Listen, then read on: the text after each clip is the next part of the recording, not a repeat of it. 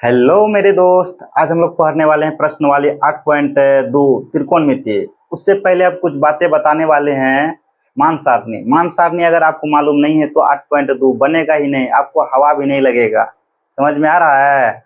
हवा नहीं लगेगा मतलब मत्थे से बाहर, मतलब कि आपको थोड़ा भी समझ में नहीं आएगा। तो हम कुछ एक मान सारणी याद करने का ट्रिक भी बताएंगे और मान सारणी कैसे निकाला जाता है उसको बताते हैं। और मान सारणी आपको याद करना जरूरी है। 8.2 को बनाने से पहले मान सारणी आपको याद करना जरूरी है। आइए हम लोग सीखते हैं थोड़ा अच्छे ट्रिक के साथ और अच्छे से रटना ना पड़े, आपको एक बार में याद हो जाए। एक झटके में याद कर सकते हैं, समझ रहे हैं? आइए हम लोग सीखते हैं। तो देखिए यहाँ पे हम कुछ लिखे हैं, ये बनाए हैं 0, 30, 45, 60, 90। एक बॉक्स बना दिए हैं। मान और भी होता है, 270 तक जाता है, बहुत तक जाता है। मतलब कि आप कितनों का भी मान निकाल सकते हैं। मतलब कि हमको 10 क्लास में इतना ही पढ़ना है, 10 क्लास में 90 तक पढ़ना है। तो इसको कैसे निकालते हैं? किताब में आपका लिखा हुआ है, मतलब आपको ये पता नहीं है कि कैसे निकाला जाता है। हम बताते हैं आपको कैसे निकाला जाता है। हम लोग आज उसी चीज को पढ़ाने वाले हैं कि मान सारणी कैसे पढ़ा जाता है। मान सारणी के बारे में आज सीखेंगे और ये आपको बहुत काम आएगा। आपका 8.2, 8.3 में भी कुछ काम आता है थोड़ा बहुत।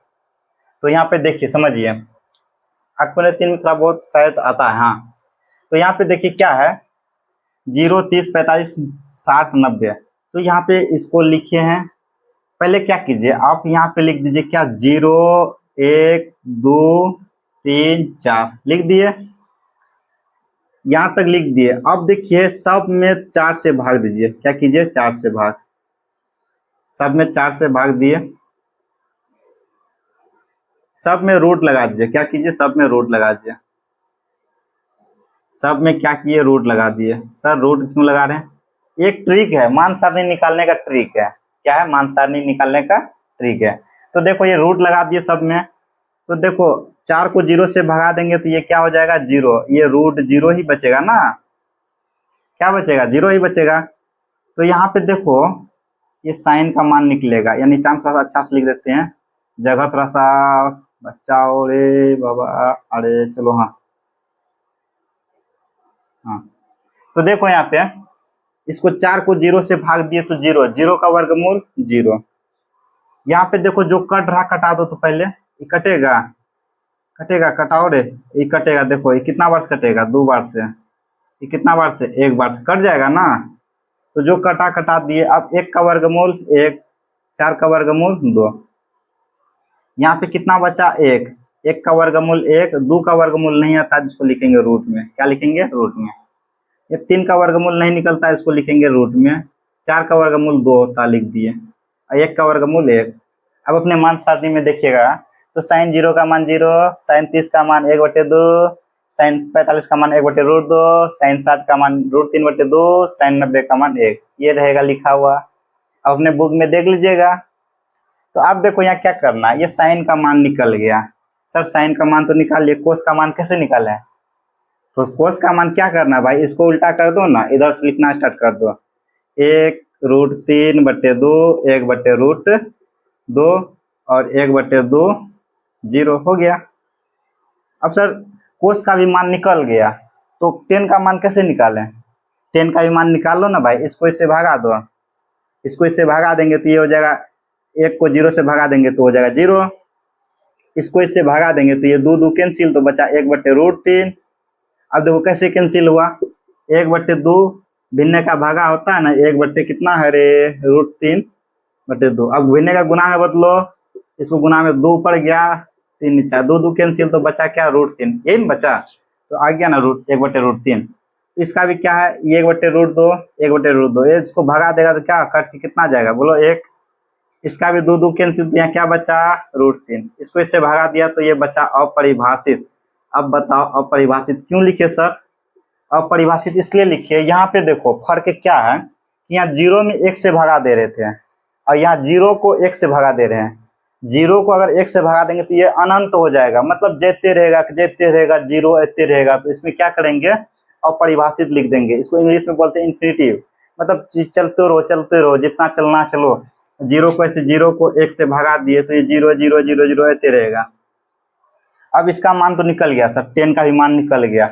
कोट का मान कैसे निकलेगा? इसका मान उल्टा कर दो ना भाई, इसका मान उल्टा करो। यहाँ अपरिभाषित, अपरिभाषित लिखो, ये √3 को यहाँ लिखो, 1 को यहाँ लिखो, 1/√3 आया, उसके बाद 0 लिख दिए। अब सर इस सेक का मान कैसे निकलेगा? सेक का मान, सेक उल्टा होता किसका? कोस का उल्टा होता सेक। आपको हम पहले वीडियो में बताए थे, आपको पहले लेक्चर में 8.1 में कि सेक उल्टा होता कोस का। कोस का मान को उल्टा करो, इसका मान को उल्टा करो, तो इसका नीचे 1 है, इसको उल्टेगा तो ये क्या हो जाएगा? 1 हो जाएगा। इसको पलटो ना, ये पलटेगा तो 1 हो जाएगा। इसको पलटो तो ये पलट के 2/√3 हो जाएगा। इसको पलटो, ये हो जाएगा 2√2।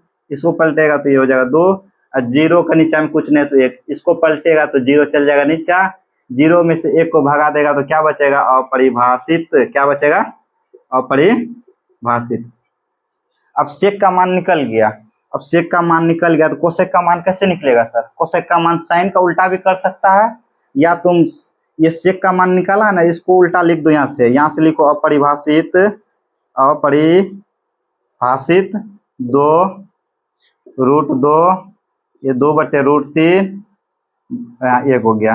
अब ये साइन का भी उल्टा करेगा ना तो यही बात आएगा। साइन का उल्टा होता है ये साइन का उल्टा होता है, तो साइन का उल्टा करेगा तो सेम बात आएगा, नहीं तो सेक का उल्टा कर दो। और एक वो अच्छा बात बता देते हैं आपको, याद करने का तरीका क्या सीखो, ये साइन कोस याद करो, 10 याद करो, ये 3 को अपने याद हो जाएगा। कैसे याद होगा थोड़ा सा यहाँ पे बताते हैं। देखो यहाँ पे इसका ट्रिक क्या है याद करने का। साइन कोस 10 याद किए, ये साइन का उल्टा होता कोसेक, कोस का उल्टा सेक, 10 का उल्टा होता कोट। तो ये सबको याद, 3 को याद करेगा, 3 को ऑटोमेटिक याद हो जाएगा। किसका उल्टा? कौन? साइन का उल्टा, साइन का opposite cosec theta, cos theta का अपोजिट कौन होता है रे? Sec theta. और टेन थीटा का अपोजिट क्या होता है? उल्टा कोट थीटा। ये तीनों उल्टा होता है। अब देखो इसमें से कुछ मान ना मिलता जुलता है। मिलता जुलता क्या? साइन 45 का मान और कोस 45 का मान 1/√2 है। यहाँ देखो सेम है ना। टेन 45 का मान, कोट 45 का मान कितना है? 1 है।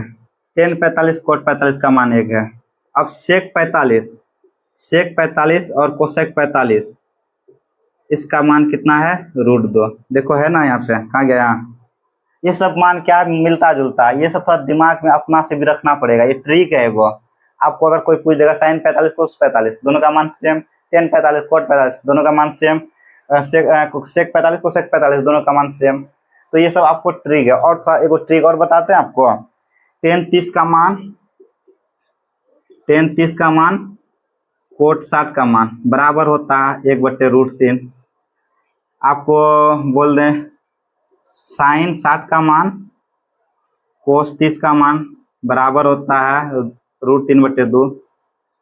ये सब बराबर होता है। फिर यहाँ पर भी देख लो, इसको भी बराबर कर सकता है।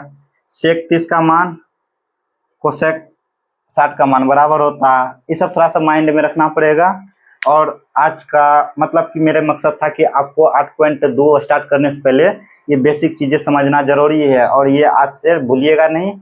और एक इसको रटने से रटम विद्या भुलंकड़ी होता है, रटते रहिए, भूलते रहिए, रटने से काम नहीं चलेगा। आप इसको अच्छे से याद कीजिए, और जो हम आपको ट्रिक बता रहे हैं ये ट्रिक से थोड़ा सा दिमाग लगाइए, याद रहेगा। और वीडियो अच्छा लगे तो लाइक दबा कीजिए और शेयर कीजिए दोस्तों के पास। चलिए आज का लेक्चर यहीं तक, आज का बेसिक क्लास था। बेसिक क्लास आज यहीं तक रहेगा, और कल से हम लोग स्टार्ट करेंगे 8.2